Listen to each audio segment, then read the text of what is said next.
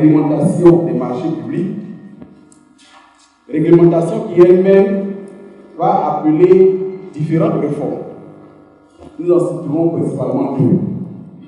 Une première réforme qui a été engagée en 1999 et une deuxième qui va être initiée à partir de 2009. Alors, au total, donc, il faut retenir qu'avant 1968, il y avait une quasi-absence de cas de gestion de la commande publique. La gestion des marchés publics, en ce sens-là, était réglée par des tests épars et des décrets et arrêtés et des directives héritées, bien entendu, de la période coloniale. Alors, au niveau du premier point, la mise en place et l'organisation de la fonction marché public en Côte d'Ivoire. Cette mise en place va être effective à partir de 1968. 1968, c'est une date, c'est une année charnière en Côte d'Ivoire dans la gestion des marchés publics parce que 1968 va marquer la mise en place de la première institution en charge de la gestion des marchés publics, notamment la Direction centrale des marchés, DCM en 1968. Et bien entendu, cela va conduire en 1977, une autre année charnière, à la création, dans le souci de renforcer le caractère concurrentiel compétitif des marchés publics. Cela va conduire à la création de ce qu'on a appelé le bulletin officiel des annonces des marchés publics, communément appelé journal des marchés publics, avec pour objectif, bien entendu, d'assurer la promotion des petites et moyennes entreprises et bien entendu de renforcer la concurrence. Le troisième point, évidemment, comme je l'ai indiqué tout à l'heure, cette forte centralisation qui a été édictée par le Code de 85, confirmée par le Code de 92, au regard des travers que cela va apporter en termes de célérité, en termes d'opacité, en termes de lourdeur, etc., cela va donc conduire à engager une réforme générale du système des marchés publics à partir de 1999. Étant entendu que, comme je l'ai indiqué, cette réforme engagée en 1999 et débouchant sur le code de 2005 avait pour souci de déconcentrer et de décentraliser donc la passation des marchés publics. Et bien entendu, il fallait donc accorder à la DRP un meilleur encadrement afin de garantir l'efficacité donc de la commande publique. Le mot est lâché, responsabilisation donc des acteurs des marchés publics, notamment en conférant la gestion des marchés publics auprès des différents organismes acheteurs, notamment auprès des différents ministères, bien entendu, et ce qui va appeler aussi l'instauration des points focaux auprès des ministères acheteurs des marchés publics. Ainsi donc, il va être indiqué depuis le code de 2005, qui sera confirmé par le code de 2009, que tout assujetti à la réglementation des marchés publics, dès lors qu'il reçoit son budget, en début d'exercice budgétaire, donc, avant d'engager un quelconque marché, il est de son obligation de faire une planification, une programmation prévisionnelle des achats qu'il va faire au cours de l'exercice budgétaire, afin de nullifier la procédure, obligation forte. Et comme je l'ai indiqué, ceci au fait de permettre une meilleure exécution des crédits budgétaires et éviter conséquemment les engorgements au terme de l'exercice budgétaire.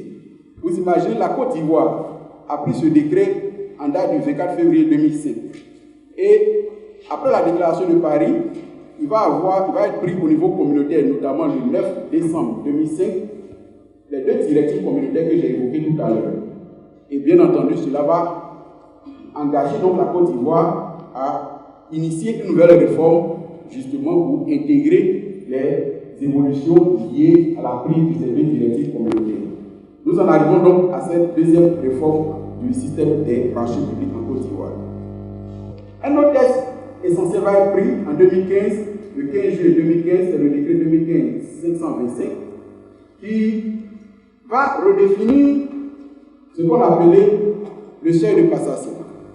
Donc, on va passer d'un mécanisme décaler le seuil de passation à ce qu'on a appelé dorénavant le seuil de référence, le seuil qui va générer la mise en œuvre des procédures soit classiques, soit alors des procédures simplifiées. Et ce seuil de référence donc, va être élevé à 100 millions de francs CFA, tout ceci en soutien de l'objectif des gouvernants de travailler à renforcer le taux d'exécution des crédits budgétaires. Et bien entendu, à côté de cela, en deçà donc du seuil de 100 millions, il va être défini ce qu'on appelle les procédures concurrentielles simplifiées dans le système des marchés publics. Ainsi donc, le 1er juillet 2015, il a été pris le décret 2015-475 du 1er juillet 2015 relatif aux procédures et modalités de gestion des projets et programmes financés par les partenaires techniques et financiers, notamment la Banque mondiale qui tient le lead à ce niveau-là. Et pour le cas qui nous concerne directement ce jour, le décret 2013-625 du 4 septembre 2013 a été pris en relation, bien entendu, avec nos partenaires l'AFD pour régenter les opérations financées dans le cadre du contrat de désendettement développement. Alors, nous voici à la conclusion. Que pouvons-nous retenir? Il est bon de rappeler qu'il y a une évolution constante, un très fort dynamisme dans la réglementation des marchés publics en Côte d'Ivoire. Cela répond à un souci, le souci des gouvernants, mais aussi le souci des techniciens que nous sommes, de travailler à s'adapter d'abord aux pratiques et aux standards internationaux. Heureusement, aujourd'hui, nous recevons les partenaires techniques et financiers, certainement qu'il y aura d'autres standards dont nous aurons connaissance que nous pourrons éventuellement répercuter dans le droit national des marchés. Et aussi, cela répond au souci de renforcer la transparence dans la gestion des marchés publics. Qui dit transparence dit crédibilité. Qui dit crédibilité dit gage de confiance afin de travailler avec l'administration. Et ceci pour garantir au final l'efficacité de la commande publique au bénéfice de tous. Je vous remercie. L'ARMP a été créé à nouveau par ordonnance numéro 2018-594 du 27 juin 2018 portant organisation et fonctionnement de l'Autorité nationale de régulation des marchés publics. Il faut juste savoir qu'à la création, l'ARMP était rattachée au ministère de l'économie et des finances et par la suite rattachée à la présidence de la République parce qu'il devrait avoir séparation des fonctions. Donc le même ministre de l'économie et des finances ne peut pas avoir sous lui la DMP et la direction des marchés publics. L'autorité de régulation des marchés publics émet également des avis sur des questions techniques, soit quand elle est sollicitée par un tiers ou de sa propre initiative. Également, des avis portent sur des dispositions techniques qui sont sujettes à interprétation. Lorsqu'il y a besoin de clarifier des textes, on s'adresse à l'autorité de régulation des marchés publics qui va donner cette clarification. L'autorité de régulation des marchés publics également fait des recommandations qui portent sur des dispositions juridiques ou institutionnelles après analyse opérationnelle ou des études. Et généralement, ces recommandations sont adressées au ministre chargé des marchés publics. L'ARMP est chargée de régler les litiges et les différends nés à l'occasion de la passation des marchés publics et des contrats de partenariat public-privé. Lorsqu'un soumissionnaire se plaint, l'ARMP est chargé de régler les litiges. Nous sommes saisis de recours. C'est vrai, on dit souvent que les recours peuvent allonger ou allongent les délais. Mais bon, lorsque vous regardez en termes de proportion, nous avons au grand maximum 50 décisions ou 50 dossiers pour lesquels nous sommes saisis dans l'année. Alors qu'en Côte d'Ivoire, il est passé 4 000 à 5 000 marchés. Donc faites la proportion. S'il y a des retards dans les délais d'exécution des projets, ce n'est pas forcément le recours qui le fait. Mais quand un seul dossier arrive sur notre table, nous avons l'obligation de le traiter et de l'épuiser totalement. L'ARMP est chargée de prononcer des sanctions à l'encontre des acteurs ou titulaires des marchés publics et des délégations de services publics.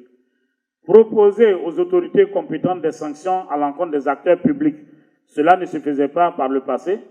nous le faisons après l'héritage des missions de la CAC. C'est-à-dire, lorsque nous réglons un litige, on se rend compte qu'il y a des acteurs privés qui sont concernés. Nous avons la faculté de sanctionner les acteurs privés. Mais pour les acteurs publics, nous n'avons pas la faculté, mais nous instruisons le dossier, nous proposons la sanction aux autorités compétentes. Monsieur Brou a parlé tout à l'heure de la publication du plan de passation des marchés publics. Lorsque l'ARMP est saisie pour un recours, si nous nous rendons compte qu'il n'y a pas eu, le marché n'est pas inscrit préalablement, le code dit préalablement, inscrit dans un plan de passation des marchés publics, l'appel d'offres est annulé. Donc, pour toute opération, prenez le soin, la DMP est là, elle aide à élaborer le plan de passation et à publier le plan de passation des marchés publics en début d'année. Pendant que les entreprises préparent les offres, elles peuvent faire des demandes d'éclaircissement. S'il vous plaît, prenez le soin de pouvoir les écouter et de pouvoir répondre à ces demandes d'éclaircissement.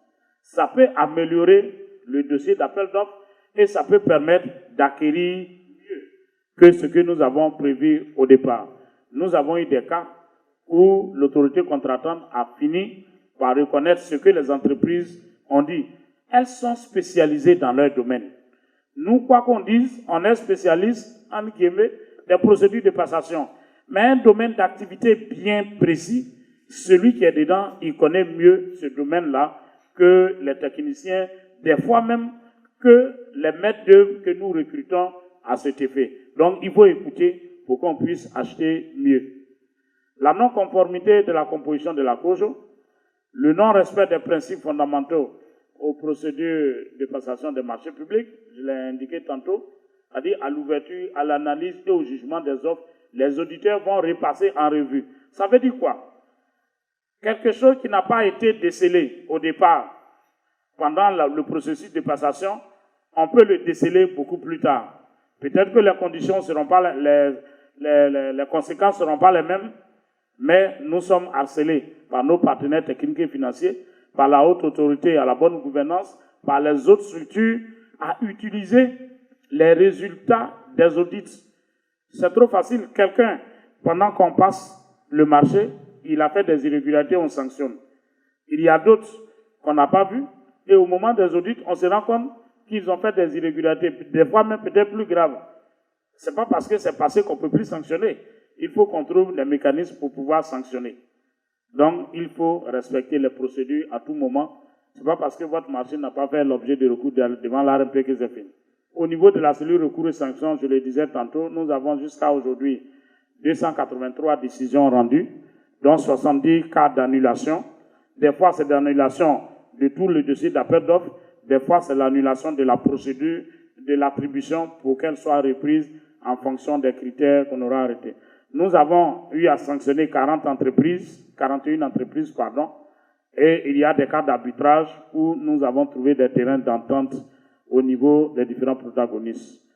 Au titre des audits, il y a 9 audits qui ont été réalisés, dont un en cours de finalisation, c'est-à-dire les audits sur les ouvrages techniques, la qualité des routes, la qualité des bâtiments. Il y a un échantillon de 40 ouvrages qui ont été sélectionnés.